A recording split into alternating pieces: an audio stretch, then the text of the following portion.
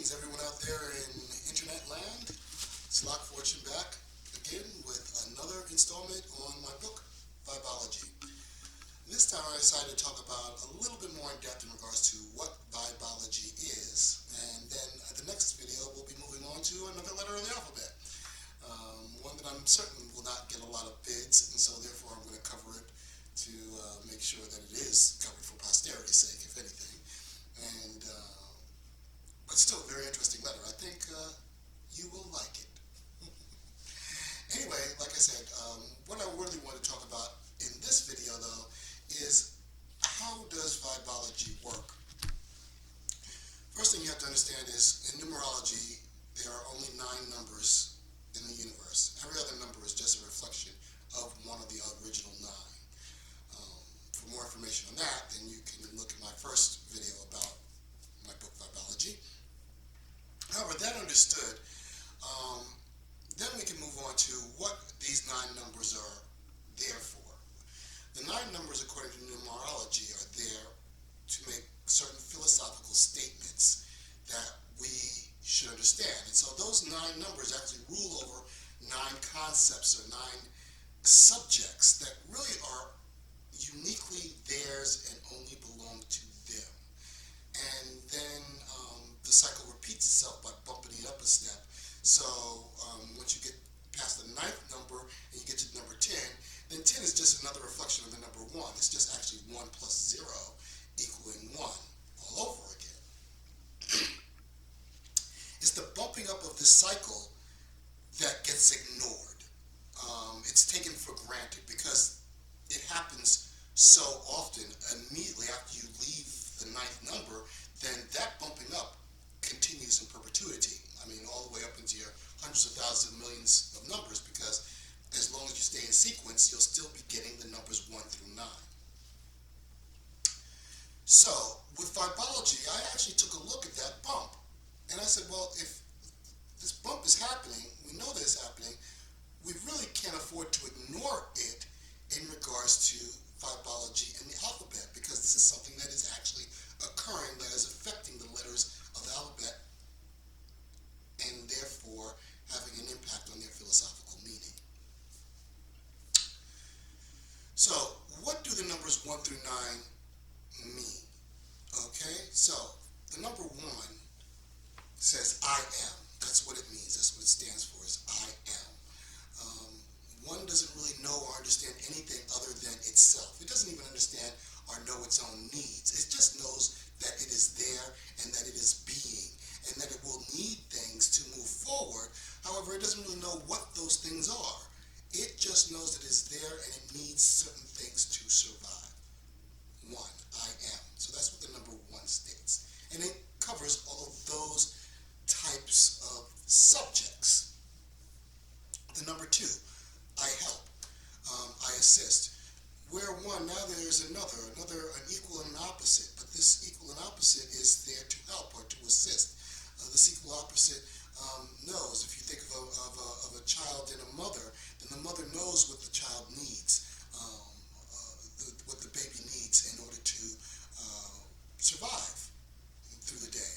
You know, it needs food, it needs diapers. So if you think of the baby as the number 1 and then the mother is the number 2, then you have a very clear understanding of what we're talking about with the number 2 in regards to the ability to help, aid, and assist.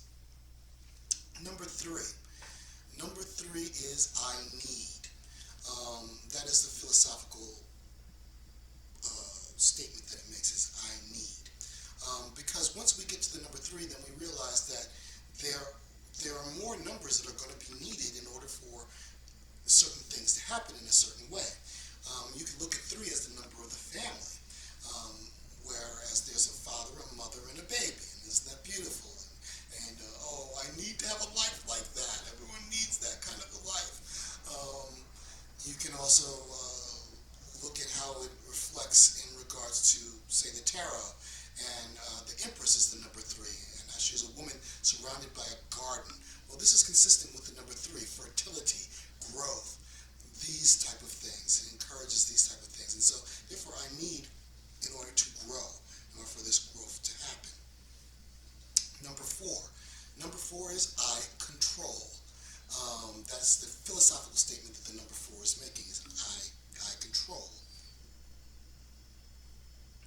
And this is important because now we are able to put things into context. 1 is I am, 2 is I help, 3 is I need.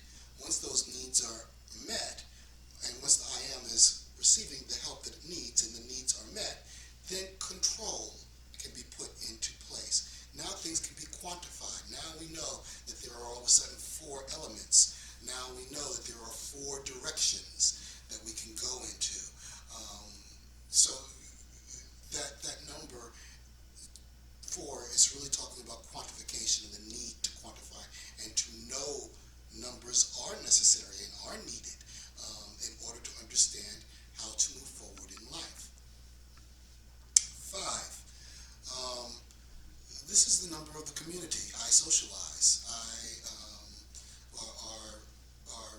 We govern. The number 5 represents that which is outside of the family unit and yet inside of society that the family unit needs in order to survive and thrive. So what are some examples of this that the number 5 would serve as a generator for society? The family needs to feel safe in the neighborhood that it belongs in, so it would need police to keep peace in that neighborhood. The family would need someone to marry them together so that they could become a family, and so that the husband and wife can be a family. And so they would go to a priest or an officiant. This is someone who they would also need, that they could recognize as superior to them, that they need to condone. They would need to go to a supermarket, maybe, to have a market to purchase or trade things, to make their life more easy and more livable. So these are all things outside of the dynamic of the family unit that are needed to create a society, for society to thrive. And this is what 5 is talking about. Number 6, I feel. Now we're getting back to what was it in the first place that started all this. We have to understand 6 is double the number 3. 6 also happens to rhyme with sex. Very interesting. You just take one letter out, put another letter in, and you go from 6 to sex. But this is what the number 6 is talking about. Those type of feelings that are needed to form procreation and to make for another round. For example, for sexual satisfaction, you don't necessarily need to hear your mate. You don't even necessarily need to see your mate. However, you should enjoy the touch of your mate. You should enjoy the smell of your mate, and you will definitely enjoy the taste of your mate through kissing or other activity. And so he's talking about those senses, catering to those senses. And so 6 is talking about that. What was needed in order to make this divine creation, which is society. Well, all these people, these are the things that they all have in common that they're doing in order for the society to grow. And that all comes under the auspices of the number 6. The number 7, if you look at 7, it's really like an angle, right? It's an angle, and then all the other numbers are behind it. You know, and like the old joke goes, 7, 8, 9. 7, I protect or I sacrifice.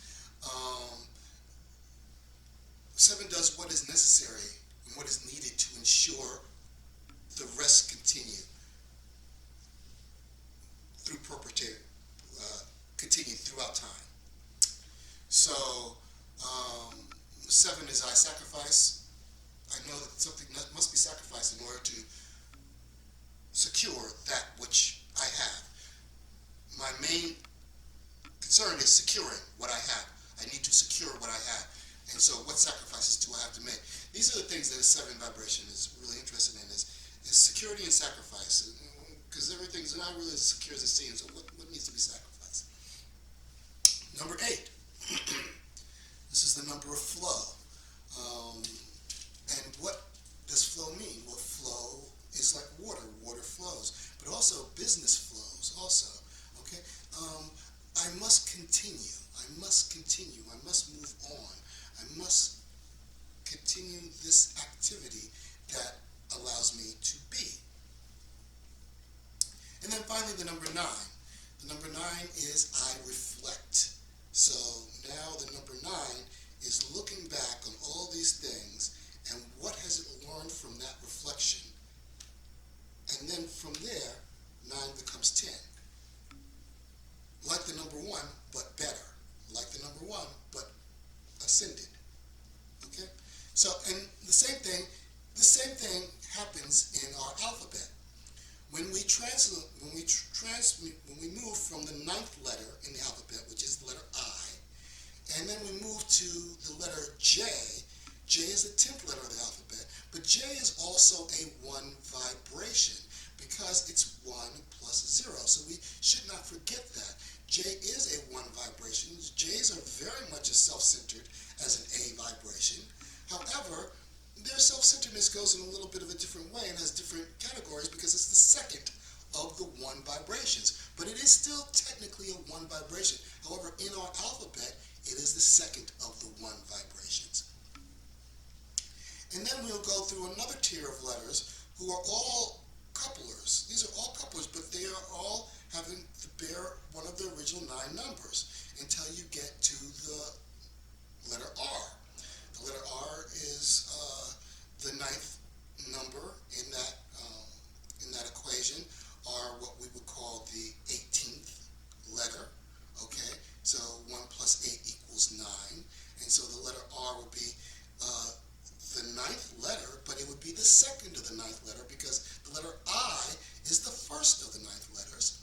And then QRS, S is right after that, and so S is definitely the 19th letter of the alphabet. However, 1 plus 9 equals what? 1 plus 9 equals 10. And 1 plus 0 equals 1. So that letter S, although it is the 19th letter of the alphabet, it is actually a 1 vibration. It is the third of the 1 vibrations because we just talked about the second of the 1 vibrations and we talked about the first of the 1 vibrations. So lots of numerology books that looked at names and understood names and applied the numbers to names, they all came out and they all looked at numerology and just looked at it as straight linear type of thing. They didn't pay attention to that bump, and that bump is very important. Once I put that bump into my equations, then that's where the transcendent meaning of letters and what these letters are trying to say and the vibrations and how it actually makes a lot of sense. It's a little bit scary, the sense that it makes, once you start looking at the individual letters. And so regarding that, what I'm going to be doing is talking about the letter U next, and we'll be moving on from there. However, I wanted to talk about the basis of how Vibeology, how we move from numerology, which is just looking at the numbers and maybe taking your birth date and adding it together, or maybe applying numbers to your letters, but not in the correct way, to Vibeology, where we're actually specifically looking at letters, the vibrations these letters make, and the numerical equations attached to each letter, and what that philosophical meaning is. So it's going to be very important to understand that when we're talking about a letter, it's very important that we understand what tier or what family are they coming from. Are they coming from the first group family? Are they coming from the second group family? Are they coming from the third group family? Because each number has 3 letters assigned to it. Each of the 9 numbers, except for, interestingly enough, the number 9. Because when things end one way or another, right? Number 9 only has 2 letters assigned to it, but every other letter in our alphabet has, every other number in our alphabet, every other of the 9 numbers, rather, have 3 letters assigned to them, okay? I had to think about that, get that down straight. So I will be going over these letters one by one individually, and I will be making note of the numerical vibration assigned to it, and because this is why I translating their behavior this way. Because the first 9 individuals are all, the first 9 letters of the alphabet are all 9 individuals, but these are 9 individuals who are very much concerned and interested in themselves because they have this one hanging over them because it's the first of the 9 letters assigned to the alphabet. The second group of individuals, the second group of 9 letters, all have a 2 hanging over their head. So these people, regardless of the number they're originally assigned, have a 2, make them very interested in coupling, make them very interested in how to help, how to aid the overall picture of mankind,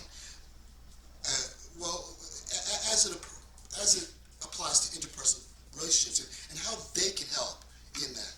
And then we have the third group of letters. There's only 8 letters assigned to this group. However, they are there, and they are the third tier, and each of these letters have to have that, which is the family orientation. The I need. What is it that I need in order to get this life going? What is it that we all need that makes us all a group, a family? What puts us all together? What is this commonality that we have? This is what these letters are very much interested in. So you can have 1 through 9, but you have to make sure that if it's 1 through 9 and it's of the first group of 9 letters, then it has to have a 1 on top of it. Then you can have 10 through 18. 10 through 18 is fine, but this is the second tier, so they all have to have a 2 on top of them so that we can understand that this is the second tier. And then, of course, the third tier, which is 19 through your 28th letter. So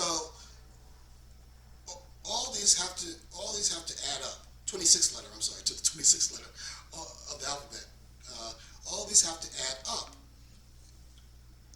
26th letter has to add up to the number 8. Right? 2 plus 6, 8. 8 vibration. Z, letter Z. So that's what I wanted to go through, and took a little bit of time. This is a little bit longer of a video, but I just wanted to get that covered so that we kind of have a good foundation. And that'll wrap it up. Thank you.